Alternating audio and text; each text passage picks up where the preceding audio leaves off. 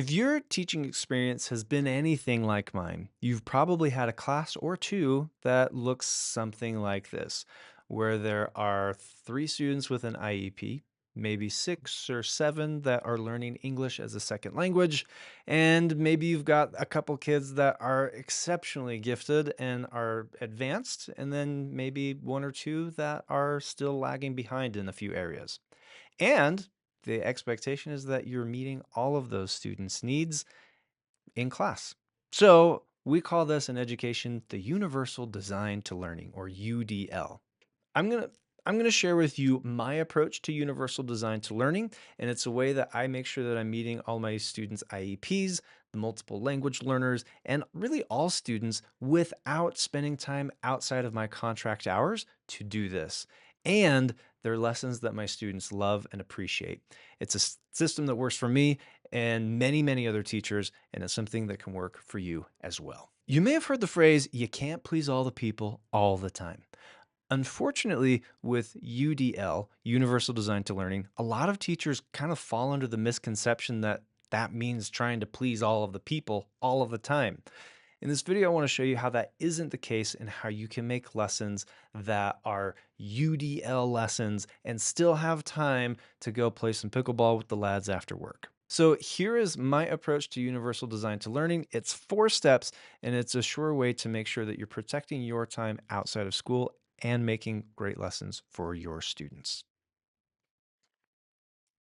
Okay, so the 4 steps in this process are: number one, you've got to know your people. Okay, know your people. That's the first thing. First and foremost, know who they are. The second step in this process is to understand that UDL is not every day and it's not every assignment. Okay, it does not have to be every day, every assignment. So, Nednia. Yep, we're rolling with it. Okay, step one, know your peeps. Step two, Nednia. Step three is to use AI. Step three, use AI. And then finally, the last thing is, and in a lot of my videos, the last thing is you just got to execute. Execute. Get it done.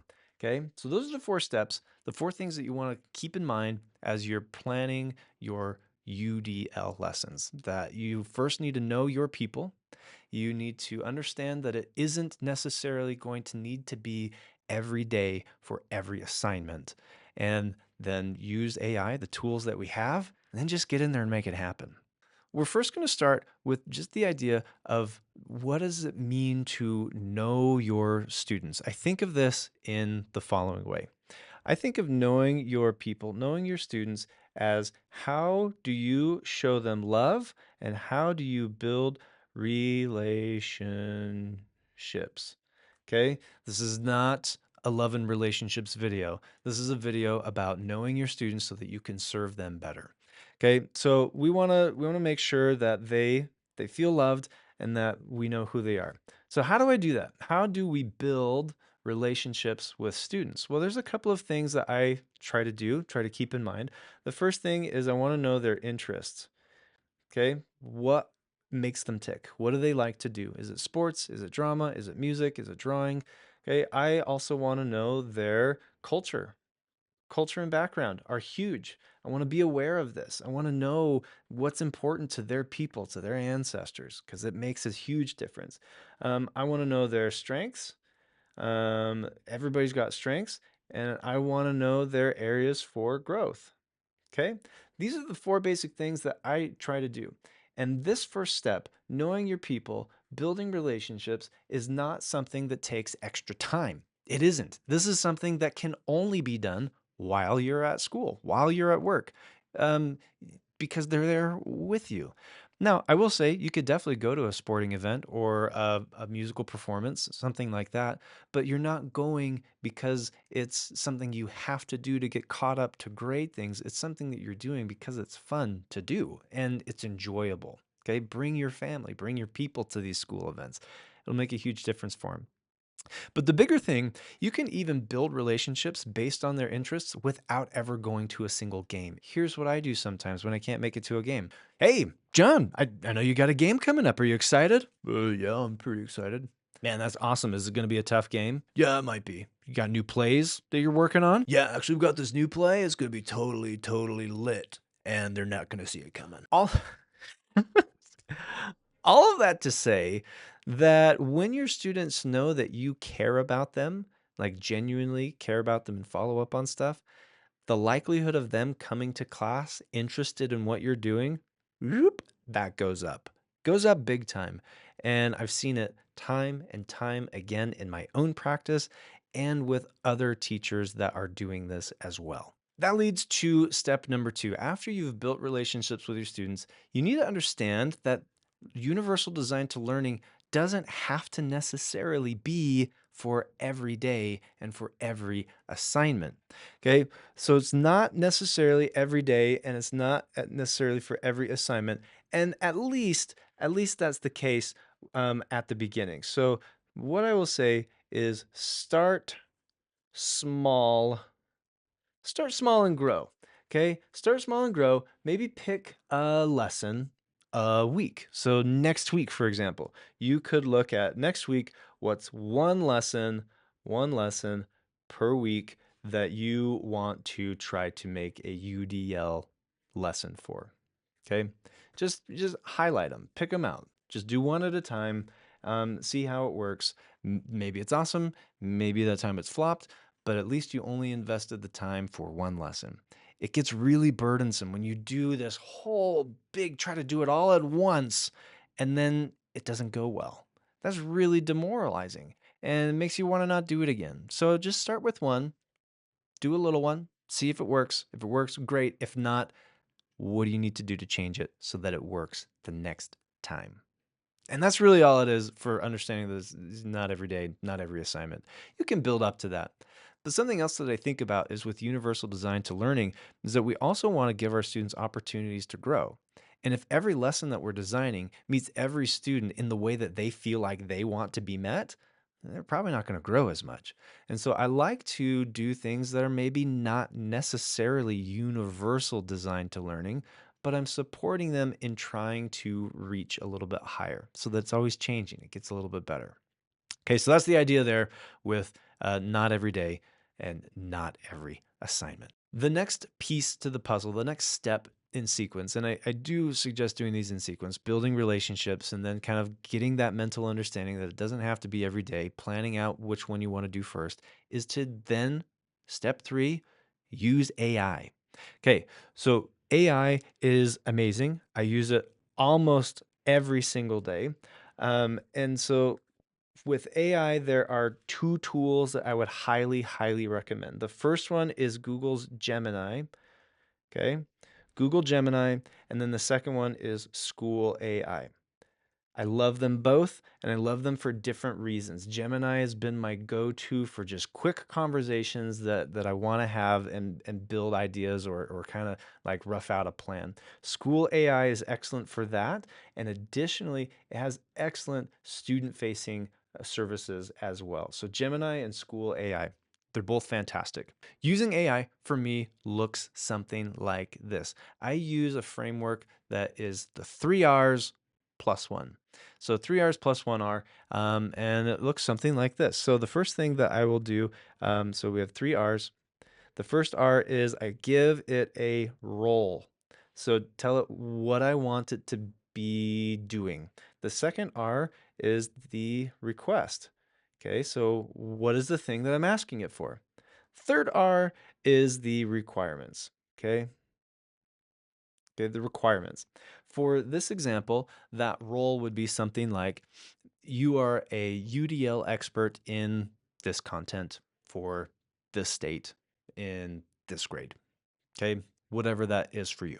So give it that role. Okay, the second thing is the request. This is where you're asking for the kind of output that you want. So it would be like, I want a UDL lesson on the Industrial Revolution for 10th grade, if that's the grade that you're teaching. So that's how we would approach those first 2 R's. Just kind of basically, what is this chat space meant to be?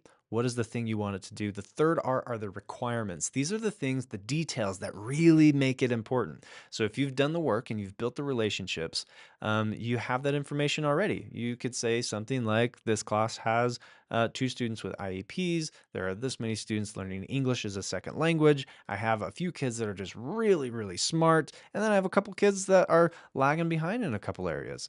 These are the things. You could also upload a document of the standards for that course. You could upload a document of a test that you're planning on giving. You could upload many, many things to these models, and it will use all of that data to give you a pretty cool response.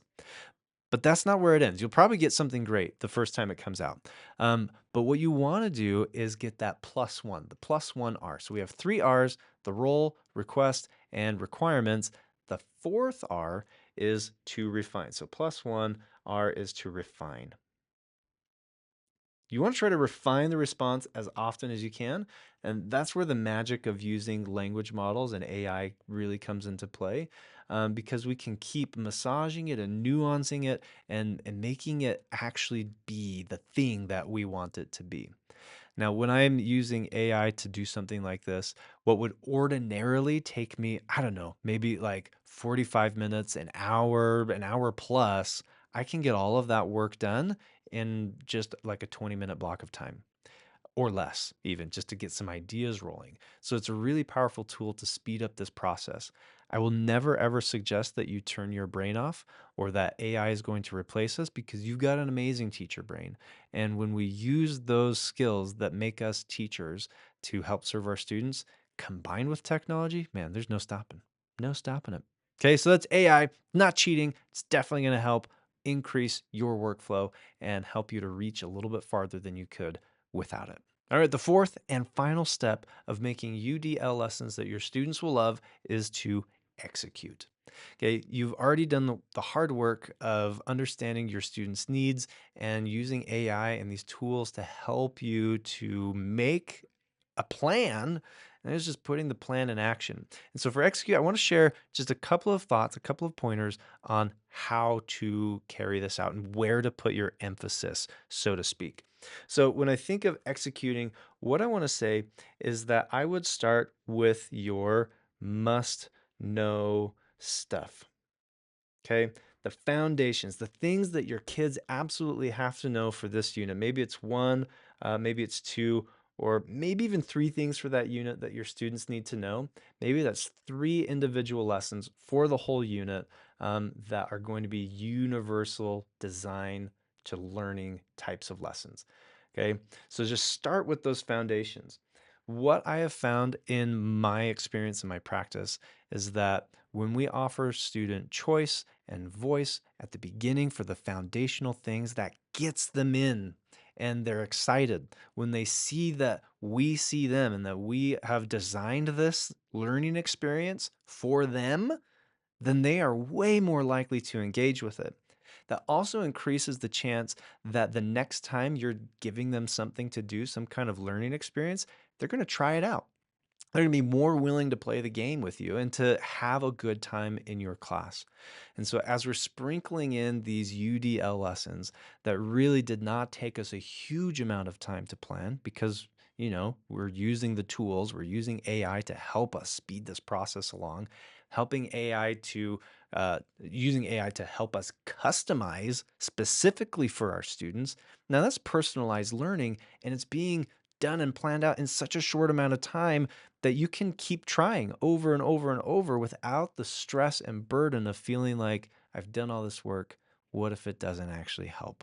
Okay, so I hope that this does help.